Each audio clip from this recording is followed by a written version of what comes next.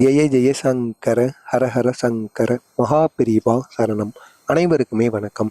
நாளை வைகாசி மதத்தில் வருகின்ற பிரதோஷம். இந்த ஒரு பிரதோஷமானது அதாவது பிரதோஷம் என்றாலே சிவபெருமானைத்தான் அனைவருமே வணங்குவார்கள்.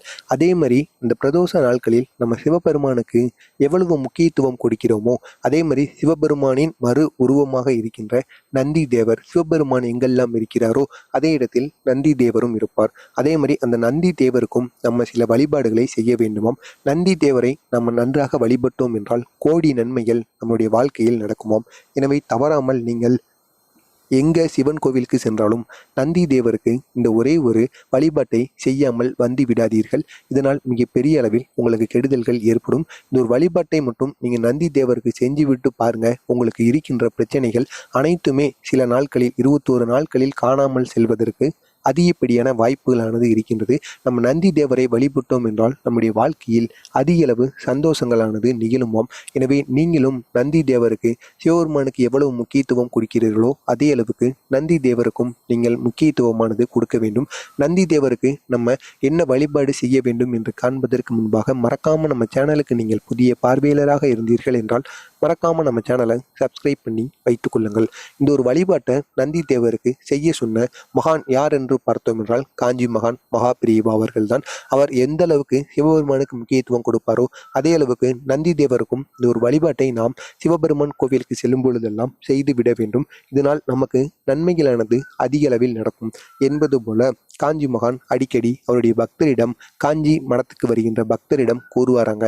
அதாவது நந்தி தேவருக்கு பிடித்த நிறம் வெண்மை நிறமாம். வெண்மை நிறத்துல நந்தி தேவருக்கு அர்ச்சனைகள், அபிஷேகங்கள் செய்வது மிகவும் சிறப்பு. வெண்மை நிறத்தில் பால், தயிர் போன்ற அபிஷேகங்களானது நந்தி தேவருக்கு மிகவும் பிடிக்குமாம். எனவே இந்த நந்தி தேவருக்கு நீங்கள் இந்த அபிஷேகத்தை செய்துவிட்டு அருகம்புல்லையும் இந்த நந்தி தேவருக்கு நீங்கள் சாற்றலாமாம். அருகம்புல் விரும்பியவர் நந்தி தேவர் என்பது போலும் குறிப்பிடப்படுகிறது. அதற்கப்புறமாக நந்தி தேவருக்கு நீங்கள் என்னென்ன படையல்கள் வைக்க வேண்டும் என்று பார்த்தோம் என்றால், பச்சரிசி இருக்கல்லவா, பச்சரிசியில் வெல்லத்தை சிறிதளவு கலந்து கொள்ள வேண்டுமாம்.